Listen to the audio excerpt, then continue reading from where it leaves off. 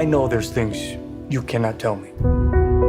But I also know there's a story here, and I think everybody will hear about it. Do you think your paper has the resources to take that on? I do. Do you? The Boston priest molested kids in 6 different parishes over the last 30 years. The church found out about it and did nothing. We haven't committed any long-term investigative resources to the case. No, we haven't. And that's the kind of thing your team would do. Spotlight? Guys, listen. Everybody's going to be interested in this. Obviously, the church will fight us very hard. I'm trying to get some background information. I don't want you recording this in any way, shape, or form. Nothing. We understand you've settled several cases against the church. I can't discuss that. There aren't any records of any of these settlements. Nope. When you're a poor kid from a poor family, and when a priest pays attention to you, it's a big deal. How do you say no to God? Spotlight. This is the tip line. You think he's got something? I want to keep digging. We need to focus on the institution. Show me that it came from the top down. They'll try to silence anyone who speaks out. You leave me alone, you hear me, goddammit? 6% act out sexually. 6% is 90. 90 priests. If there were 90 of these bastards, people would know. Maybe they do. You're going to give me the names and the names of their victims. Are you threatening me? I was doing my job. Yeah, you and everyone else. I am here because I care. We're going to tell this story. We're going to tell it right. I'm hoping we can keep this between us until we all get on the same page. Is that why we're here, to get on the same page? We've got 2 stories here. A story about degenerate clergy, and a story about a bunch of lawyers turning child abuse into a cottage industry.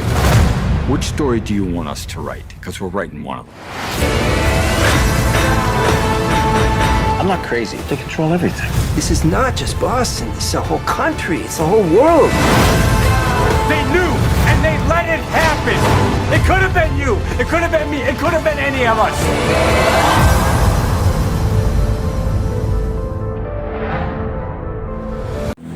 Halo teman-teman semua, pada video kali ini saya akan mereview atau membahas suatu film berjudul Spotlight.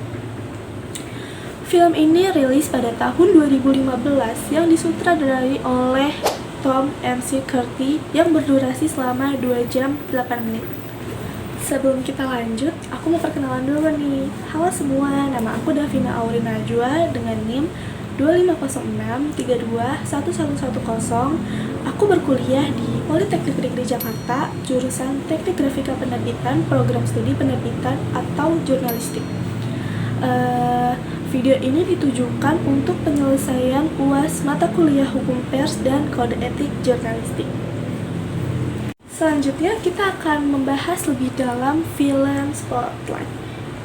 Spotlight adalah drama biografi yang dirilis pada tahun 2015 dan diangkat dari kisah nyata yang berasal dari Amerika Serikat, tepatnya di kota Boston.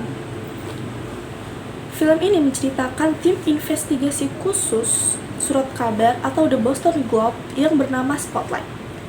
Barron sebagai pemimpin redaksi meminta untuk tim Spotlight menelusuri kasus pelecehan seksual yang dilakukan oleh sejumlah pastor di kota Boston.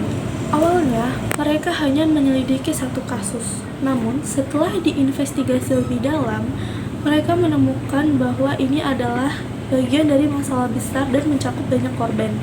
Melalui kerja jurnalistik yang teliti, tim Spotlight akhirnya mengungkapkan kebenaran kepada publik.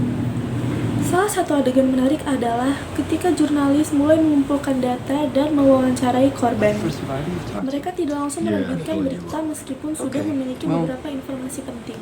Sebaliknya, mereka terus mencari bukti tambahan, arsip dokumen, serta konfirmasi dari berbagai pihak yang terlibat. Adegan ini menunjukkan bahwa jurnalisme bukan hanya soal menjadi yang pertama memberikan suatu peristiwa, tetapi juga memastikan bahwa informasi yang disampaikan benar, akurat, dan dapat dipertanggungjawabkan. Adegan menarik lainnya adalah ketika tim menemukan daftar nama-nama pelaku pastor yang diduga terlibat dalam kasus pelecehan. Awalnya, mereka mengira hanya ada 13 pastor yang menjadi pelaku pelecehan. Namun, setelah diselidiki lebih dalam, pelaku pelecehan lebih banyak daripada perkiraan sebelumnya. Richard, salah satu tim investigasi Spotlight, mengira ada sebanyak 90 pastor yang diduga melakukan pelecehan seksual. Namun, data yang diberikan hanya selisih 3 dari perkiraan Richard, yaitu 87 pelaku pelecehan seksual. Momen tersebut menjadi titik balik yang membuat investigasi semakin serius dan mendalam. Film Spotlight sangat erat kaitannya dengan kode etik jurnalistik, yaitu yang pertama, prinsip akurasi dan verifikasi. Tim Spotlight selalu memeriksa fakta sebelum menerbitkan berita. Mereka tidak hanya mengandalkan satu sumber, tetapi melakukan konfirmasi kepada banyak pihak. Yang kedua, prinsip independensi. Para jurnalis tetap bekerja profesional meskipun menghadapi tekanan dari berbagai pihak yang memiliki pengaruh besar di masyarakat. Mereka tidak membiarkan kepentingan tertentu memengaruhi liputan. Ketiga, prinsip menghormati narasumber dan korban. Dalam film ini terlihat bagaimana para wartawan mewawancarai korban dengan rasa empati dan tidak memaksa mereka untuk memberikan informasi yang membuat trauma semakin mendalam. Keempat, prinsip kepentingan publik. Tujuan utama investigasi bukan hanya mencari sensasi, melainkan mengungkap fakta yang penting bagi masyarakat. Hal ini sejalan dengan fungsi pers sebagai pengawas sosial dan penyampai informasi yang benar. Dari sisi hukum pers, film ini menunjukkan pentingnya kebebasan pers dalam mengungkap kasus yang menyangkut kepentingan publik. Tanpa adanya kebebasan pers, kebenaran mungkin tidak akan terungkap. Selanjutnya, ada beberapa fakta menarik mengenai film Spotlight. Yang pertama, film ini diangkat dari kisah nyata yang benar-benar terjadi dan berdasarkan investigasi yang dilakukan oleh tim Spotlight dari The Globe Boston.